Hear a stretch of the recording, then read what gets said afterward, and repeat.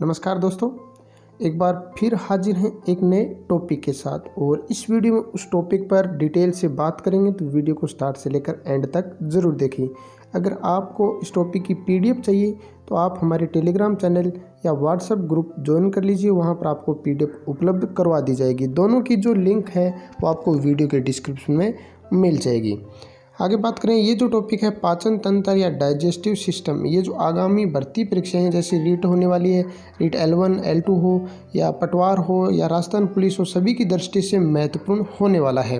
तो दोस्तों आगे वीडियो शुरू करते हैं। तो पाचन तंत्र होता क्या है?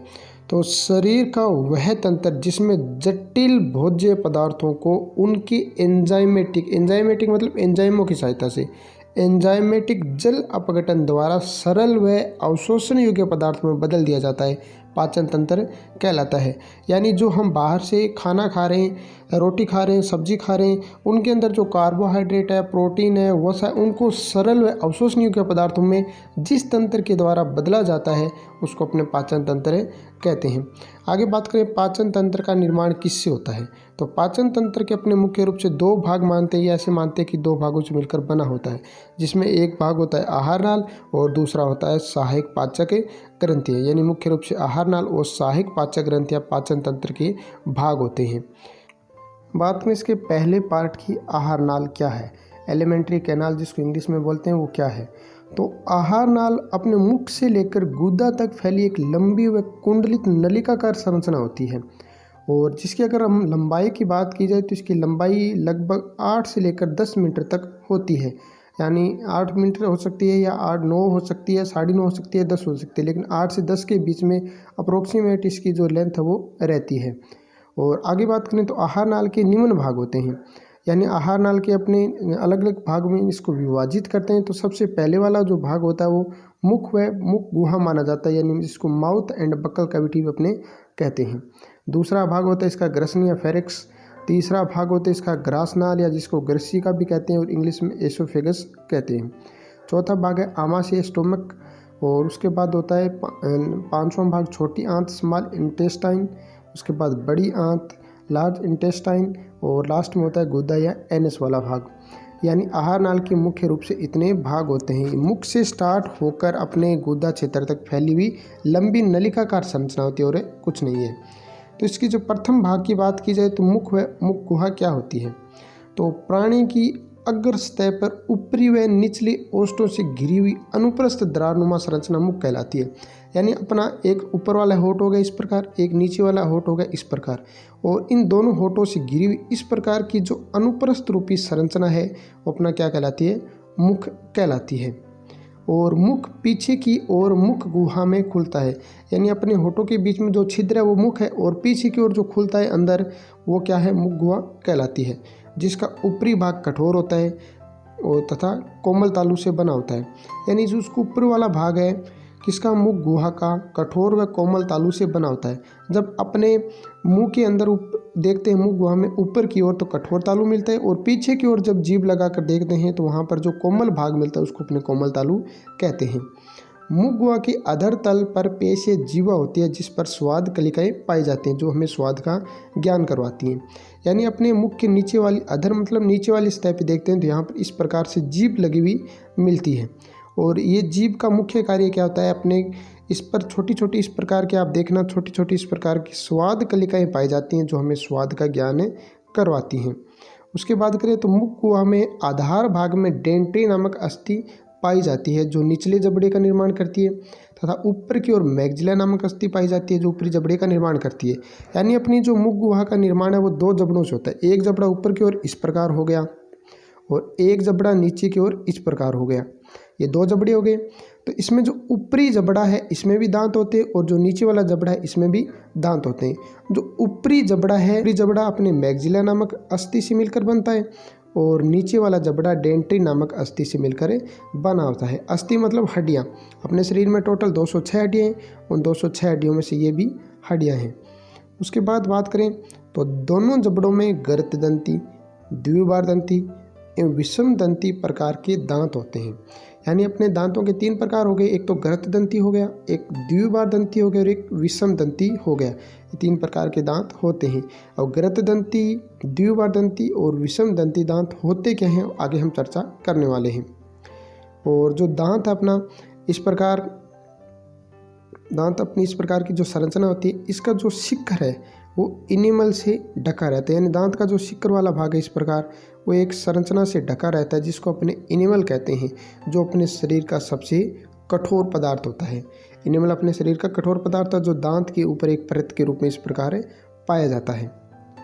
उसके बाद बात करते हैं, वो तो अपने जंतु जगत का हो गया। अगर हम पादप जगत के सबसे कठोर पदार्थ की बात की जाए तो वो होता है स्पोरोपोलेनिन। ये पूछा भी गया है पादप जगत का सबसे कठोर पदार्थ कौन सा होता है, तो ये होता है स्पोरोपोलेनिन, और जिसका स्राव या जिसका निर्माण टेपिटम नामक कोशिकाओं द्वारा किया जाता है। अब आते हैं अपने दांतों के प्रकार पे। दांत 3 प्रकार के ऊपर चर्चा की थी, द्विबारदंती, विषमदंती और गृह्यदंती। द्वि का मतलब 2 और बार का मतलब 2 बार उत्पन्न होने वाले दांत। तो दांत अपने जीवन में कितनी बार उत्पन्न होते हैं, 2 बार उत्पन्न होते हैं। प्रथम बार जो दांत उत्पन्न होते हैं वो अस्थायी होते हैं, जो जिनकी संख्या होती है 20, और इनको अपने एक और भी नाम लेते हैं, इनको अपने कहते हैं दूध के दांत। तो दूध के दांतों की संख्या 20 होगी। और उसके बाद जो दांत उत्पन्न होते हैं वो होते हैं 12 दांत, और इनकी संख्या 12 है, और ये होते हैं स्थायी। यानी दूध की दांत अपने जीवन में एक बार गिर जाते हैं, लगभग 7 से 8 साल की उम्र में गिरने स्टार्ट हो जाते हैं, और लगभग 10 साल की उम्र में वापस आ जाते हैं। आने के बाद वो स्थायी हो जाते हैं और उनको दूध के दांत कहते हैं। इस प्रकार अपने शरीर में दांत 2 बार उत्पन्न होते हैं, इसलिए इनको द्विबारदंती दांत कहते हैं। दूसरा था अपना विषमदंती। विषम का मतलब ऐसे दांत जो विभिन्न आकार के हो, प्रकार के हो या कार्य जिनका अलग अलग हो, तो वो दांत होते हैं विषमदंती प्रकार की। और इस आधार पर अपने जो दांत होते हैं वो 4 प्रकार के होते हैं। सबसे पहले वाले दांत होते हैं जिनको अपने बोलते हैं इंसाइजर या कृंतनक। इंसाइजर या कृंतनक की बात की जाए तो इनकी संख्या होती है टोटल 8, और ये अपने आगे की ओर इस प्रकार लगे होते हैं, और जो भोजन को क्या करते हैं, काटने का कार्य करते हैं। उसके बाद होते हैं कैनाइन्स दांत, जिनको अपन हिंदी में रत्नक बोलते हैं, और इनकी संख्या होती है 4। और इनका जो आगे वाला हिस्सा है वो छीने की जैसा होता है। छेनी की जैसा आगे वाला हिस्सा होगा इस प्रकार से तीखा, और इनका मुख्य रूप से काम क्या होता है, भोजन को चीरने फाड़ने का। और ये मुख्य रूप से दांत जो मांसाहारी प्राणी होते हैं जैसे कुत्ता हो गया, शेर हो गया, इनके अंदर ये ज़्यादा विकसित होते हैं और ज़्यादा तीखे होते हैं। उसके बाद दांत आते हैं अपने अगर चौर्णक। अगर चौर्णक जिनको अपने प्रीमोलर्स भी कहते हैं, इनकी संख्या भी 8 होती है। ये भोजन को चबाने के काम आते हैं, मुख्य रूप से अपने सामान्य भाषा में इनको जाड़ भी कहते हैं। उसके बाद आते हैं मोलर्स दांत, जिनको अपने हिंदी में चौर्णक कहते हैं। इनकी संख्या होती है टोटल 12, और ये भी भोजन को चबाने के काम आते हैं। इस प्रकार टोटल दांत हो गए 32। उसके बाद है गर्ददंती दांत। तो दांत गर्ददंती कौन से होते हैं, ऐसे दांत जो एक गड्ढे के अंदर स्थित हो, यानी दांत जबड़े की अस्थि के गर्त में स्थित होते हैं। ये अपना दांत है इस प्रकार, अपने दांत का सिर्फ ऊपर वाला भाग दिखाई देता है, बाकी इसकी जो अन्य भाग हैं वो इस प्रकार जबड़े से बनी हुई गर्त के अंदर स्थित होते हैं। इस प्रकार ये स्थित होंगे, और हमें केवल कौन सा भाग दिखाई देता है, सबसे ऊपर वाला भाग दिखाई देता है। बाकी इसका जो मध्य वाला भाग और पश वाला भाग एक अस्थि से बने हुए गड्ढे के अंदर स्थित है, इसलिए इस दांत को अपने बोलते हैं गर्ददंती दांत। उसके बाद अगर बात की जाए तो दंत सूत्र क्या है, तो दंत सूत्र मतलब दांत अपने किस प्रकार जबड़े में लगे हुए हैं। तो दांतों के विन्यास को दंत सूत्र द्वारा व्यक्त किया जाता है, यानी अपने जबड़े में इस प्रकार ऊपरी जबड़ा ये, और इस प्रकार अपना एक नीचा जबड़ा है। दोनों जबड़ों के अंदर इस प्रकार ये दांत लगे हुए हैं। तो दांत किस प्रकार स्थित हैं, अगर इनको हम एक सूत्र के रूप में व्यक्त करना चाहें तो वो दंत सूत्र कहलाता है। तो दंत सूत्र अपने देख लीजिए, वयस्क मनुष्य का दंत सूत्र क्या होता है, 2 21-23 बटे 21-23 इंटू 2, यानी इंसाइजर कितने हैं, ऊपरी जबड़े के अंदर 4 और निचले जबड़े के अंदर 4, टोटल 8 हो गए। केनाइन्स ऊपरी जबड़े के अंदर 2, निचले जबड़े के अंदर 2, प्रीमोलर ऊपरी जबड़े के अंदर 4, निचले जबड़े के अंदर 4, और मोलर ऊपरी जबड़े के अंदर 6 और निचले जबड़े के अंदर 6। ये जो 2 है, इस 2 को ऊपर भी गुणा करना होता है और नीचे भी गुणा करना होता है। अब आप एक चीज़ देखिए, इनको हम इस प्रकार 2 से गुणा क्यों करते हैं, क्योंकि ये अपना ऊपरी जबड़ा है और ये अपना निचला जबड़ा है। तो 16 दांत ऊपरी जबड़े में होंगे इस प्रकार से, और 16 ही दांत इस प्रकार से निचले जबड़े में होगी। तो ऊपरी जबड़े की ये जो 8 दांत हैं, ऊपरी जबड़े की इन 8 दांतों के बिल्कुल सेम होते हैं। इसी प्रकार निचले जबड़े के 8 दांत इन 8 दांतों की सेम होते हैं, इसलिए इनको 2 बार लिखने की बजाय 1 बार लिखकर 2 से गुणा कर देते हैं। अगर हम बालक के दंत सूत्र की बात करें तो बालक का जो दंत सूत्र होता है 2102/2102 × 2। इस प्रकार आप देख सकते हैं बालक के अंदर कौन से दांत नहीं है। एक तो बालक के अंदर प्री मोलर या अग्र चर्वणक दांत नहीं होते, जाड़ नहीं होती। उसके बाद मोलर्स यानी इसका जो लास्ट मोलर दांत है जिसको अपने अक्कल दाढ़ बोलते हैं, वो भी बालकों में नहीं होता। इस प्रकार कुल मिला के बालकों के अंदर कितने दांत होते हैं? 20 दांत ही होते हैं। उसके बाद अपने मुख गुहा के अंदर होती है जीभ। जीभ एक लचीली पेशिया संरचना होती है जिसके पर छोटे छोटे इस प्रकार से स्वाद कलिकाएँ पाई जाती हैं जो स्वाद का ज्ञान करवाती है। मुख्य रूप से यहाँ से पूछे जाने वाला जो क्वेश्चन है वो यही है कि जीभ के किस भाग से कौन से स्वाद का ज्ञान होता है। तो जीभ के सबसे जो आगे वाला भाग है उससे हमें मीठे स्वाद का ज्ञान होता है।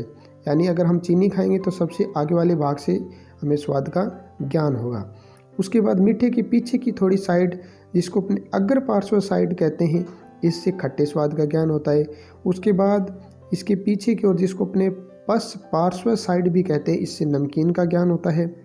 और अंत के अंदर जो स्वाद कलिकाएँ पाई जाती हैं यहाँ पर जहाँ पर जीभ जुड़ी होती है उस भाग से कड़वे स्वाद का ज्ञान होता है। ये कड़वे वाला स्वाद का ज्ञान भी पूछा जा चुका है और मीठे स्वाद का ज्ञान भी पूछा जा चुका है। क्वेश्चन था कि जीभ के अग्र भाग से कौन से स्वाद का ज्ञान होता है। तो ऑप्शन ये चारों थे जिसमें किसका ज्ञान होता है? मीठे स्वाद का ज्ञान होता है। ये तो अपना पहला भाग हो गया आहार नाल का मुख है मुख गुहा। अगर दूसरे भाग की बात की जाए तो दूसरा भाग होता है अपना ग्रसनी। ग्रसनी क्या है? मुख गुहा व ग्रास नाल के मध्य का भाग ग्रसनी कहलाता है। यानी अपना ये इस प्रकार अपनी मुख गुहा हो गई और यहाँ पर अपनी ग्रास नाल स्टार्ट हो जाती है। तो ये जो मध्य का भाग है ये क्या कहलाएगा? ग्रसनी कहलाएगा। आगे हम डायग्राम में दिखाएंगे कि ग्रसनी कौन सा भाग है। तो यहाँ पर अपने मुख गुहा व ग्रास नाल के मध्य का भाग ग्रसनी कहलाता है। ग्रसनी में मध्य कर्ण की यूस्टेकिया नलिकाओं के छिद्र, आंतरिक नासा छिद्र, निगल द्वार व घाटी द्वार स्थित होते हैं। ये 4 प्रकार के छिद्र ग्रसनी के अंदर स्थित होते हैं। अब ये 4 छिद्र कौन से हैं वो देख लीजिए। ये अपना मुख गुहा है और यहाँ पर अपनी ग्रसनी होगी और ये नीचे की ओर ग्रासनाल हो गया। तो एक तो अपना छिद्र कौन सा खुल रहा है? ये वाला छिद्र आकर खुल गया। कौन सा छिद्र खुल गया? अपने मुख गुहा का खुल गया। और ऊपर की ओर अपने यहाँ पर आंतरिक नासा छिद्र आकर खुलते हैं। दूसरा ये आंतरिक नासा छिद्र हो गया। तीसरा अपने बात करें तो यहाँ पर जो भोजन है अपने यहाँ से निगलते हैं तो वहाँ पर ये एक पाइप जैसी संरचना है जिसका मुख्य भाग ऊपर वाला निगल द्वार कहलाता है। ये तीसरा छिद्र हो गया। इसके अलावा एक मध्य कर्ण है अपना, उसका छिद्र आकर यहाँ पर और खुलता है जिसको अपने बोलते हैं यूस्टेकिया नलिकाओं की छिद्र। आपने कभी महसूस किया होगा जब भी आप तेज़ आवाज़ सुनते हैं तो आपका मुंह अचानक खुल जाता है या अचानक पीछे से आकर आपको कोई ज़ोर से बोलता है तब भी आपका मुख खुल जाता है। क्योंकि उस समय होता क्या है कि जो तेज़ ध्वनि कानों के अंदर जाएगी, जितनी आवश्यकता है उतनी तो ग्रहण कर ली जाती है, बाकी ग्रसनी के अंदर लाकर छोड़ दी जाती है जिससे मुख गुहा से होती हुई ध्वनि बाहर आ जाती है, इसलिए अपना मुख खुल जाता है। उसके बाद बात करें तो ग्रसनी पीछे की ओर निगल द्वार द्वारा ग्रासनाल में व घाटी द्वार द्वारा श्वासनाल में खुल जाती है। क्योंकि अपने यहाँ पर जो ग्रसनी है ये ग्रसनी पीछे की ओर एक अपने भोजन निगलने के लिए ग्रासनाल हो गई और इसके पास में ही अपने एक श्वासनाल चलती है। इस प्रकार से श्वासनाल, ये अपने मान लो ग्रासनाल हो गई और ये आगे की ओर श्वासनाल हो गई। तो ये ग्रसनी अपने घाटी द्वार द्वारा श्वासनाल में खुल जाएगी और निगल द्वार द्वारा ग्रासनाल में खुल जाएगी, जिससे घाटी द्वार के तो द्वारा अपने वायु अंदर चली जाती है और निगल द्वार द्वारा अपने भोजन अंदर चला जाता है। उसके बाद बात करें अपने तीसरे पार्ट की ग्रासनाल की। तो ग्रासनाल क्या है? तो निगल द्वार के आगे की ओर लंबी नलिकाकार संरचना पाई जाती है जो ग्रासनाल या कृषिका कहलाती है। ग्रासनाल कुछ नहीं है, इस प्रकार एक लंबी पाइप जैसी संरचना होती है। अब ग्रासनाल का कार्य क्या है? तो मुख गुहा में जो भोजन पच जाता है जिसके फलस्वरूप बोलस का निर्माण होता है। यह बोलस ग्रास नली में पहुंचने पर ग्रासनाल इसे कर्माकुंचन गति द्वारा आगे आमाशय में भेज देती है। ग्रासनाल इस प्रकार पाइप जैसी संरचना है। ऊपर से किसके साथ जुड़ी होती है? ये अपनी ग्रसनी के साथ जुड़ी होती है और नीचे की तरफ अपने किससे जुड़ी होती है? ये आमाशय के साथ जुड़ी होती है। तो ये ग्रसनी और आमाशय को जोड़ने का कार्य कर रही है। इसके अलावा इस प्रकार इसमें छोटे छोटे सीलिया फ्लैजिला नामक संरचनाएं पाई जाती हैं जिनमें कर्माकुंचन गति यानी ऊपर नीचे हिलते रहते हैं। जब भी भोजन यहाँ पर आएगा ये भोजन को धीरे धीरे इस प्रकार धीरे धीरे आमाशय में ले जाकर छोड़ देगी। अगर इस प्रकार की कर्माकुंचन गति ना हो तो यहाँ से भोजन डायरेक्ट आमाशय में जाकर गिरेगा तो आमाशय को क्षति हो सकती है। उस क्षति से बचाने के लिए इसके अंदर कर्माकुंचन गति होती है। आगे देखें तो ये इस प्रकार आप डायग्राम में देख सकते हैं। सबसे अपने बात करें तो ये ऊपर वाला अपना जबड़ा हो गया और ये नीचे वाला जबड़ा हो गया। दोनों जबड़ों के अंदर क्या होते हैं? दांत होते हैं। दांत अपने संख्या में 32 होते हैं। ऊपर चर्चा कर चुके हैं कितने प्रकार के होते हैं और नहीं होते। और ये जो भाग है कॉमन भाग, ये यहाँ वाला भाग, ये इसमें क्या है? ग्रसनी है। और ये जो पाइप जैसी संरचना आप देख रहे हैं, ये पाइप जैसी संरचना क्या है? अपने ये देख सकते हैं ईसोफेगस या ग्रासनाल है। ये ग्रासनाल नीचे की ओर आकर किस में खुल रही है? ये देख सकते हैं अपना आमाशय ये, और इस आमाशय के अंदर आकर ये ग्रासनाल खुल रही है। और नीचे की तरफ ये आमाशय से जुड़ी हुई है और ऊपर की तरफ अपने देखें तो किसके साथ जुड़ी हुई है? अपने ग्रसनी के साथ जुड़ी हुई है। और ये देख सकते हैं पाइप जैसी संरचना होती है। और यहाँ पर आप देख सकते हैं अपने बात करें तो इस प्रकार लेफ्ट साइड अपने क्या है? राइट साइड अपने क्या है? लीवर है। और यहाँ पर आप देख सकते हैं अपनी जो अग्नाशय ग्रंथि या पैनक्रियाज है। और ये जो देख सकते हैं आप ग्रीन कलर की ये गॉल ब्लैडर या जिसको अपने पित्ताशय कहते हैं। उसके बाद अपने यहाँ से स्टार्ट होती है ये जो अपना आमाशय, ये नीचे की तरफ से आपको दिखाई नहीं दे रहा है। ये नीचे की तरफ से अपने छोटी आंत के साथ जुड़ा होता है। और छोटी आंत अपने पाचन तंत्र का इस प्रकार से जो कुंडलित भाग दिखाई दे रहा है आपको, ये वाला इस प्रकार से कुंडलित संरचना है। और ये बड़ी आंत के साथ जुड़ी रहती है। और ये अपने देख सकते हैं बड़ी आंत है इस प्रकार से। हालांकि लंबाई बड़ी आंत की बहुत कम होती है छोटी आंत से, लेकिन इसको बड़ी आंत कहते हैं क्योंकि इसका जो व्यास है, ये चौड़ाई है, ये छोटी आंत से काफ़ी ज़्यादा है, इसलिए इसको बड़ी आंत कहा जाता है। अब छोटी आंत के कितने भाग होते हैं और बड़ी आंत के कितने भाग होते हैं, ये डिटेल से अभी हमने पढ़ने वाले हैं। दोस्तों अपने इस वीडियो में चर्चा कर ली मुख व मुख गुहा के बारे में। दूसरा अपना पार्ट था ग्रसनी, तीसरा पार्ट अपना हो गया ग्रासनाल। और साथ में इसकी जो एक बार हमने डायग्राम देख लिया था इसका, और एक बार ये जो हाथ से बनाया हुआ डायग्राम है वो देख लीजिए। इसमें अगर बात की जाए तो ये अपने मुख गुहा हो गई। और ये जो सबसे होठ से घिरी हुई संरचना ये मुख हो गया। और यहाँ पर लार ग्रंथि अपने जुड़ी होती हैं। लार ग्रंथि कितनी होती हैं आगे हम चर्चा करने वाले हैं। ये जो कॉमन पार्ट है वो ग्रसनी हो गया। ये पाइप जैसी संरचना ग्रासनाल हो गया। और ये अपना आमाशय हो गया। और यहाँ पर देख सकते हैं आप, ये होता है अपना यकृत। और यकृत थोड़ा सा यहाँ आमाशय के ऊपर से होता है और ये आमाशय इसके नीचे की तरफ से होता है। और यहाँ पर इन देख सकते हैं आहार नाल का जो प्रारंभिक भाग है, अपने छोटे आंत का जो प्रारंभिक भाग है ग्रहणी, वहाँ ग्रहणी पर एक ग्रंथि होती है जिसको अपने अग्नाशय ग्रंथि कहते हैं। और उसके बाद आप देख सकते हैं ये जो चौड़ा वाला पार्ट दिखाई दे रहा है, ये वाला ये अपना बड़ी आंत है। और इसके बीच में जो कुंडलित भाग ये दिखाई दे रहा है, ये छोटी आंत है।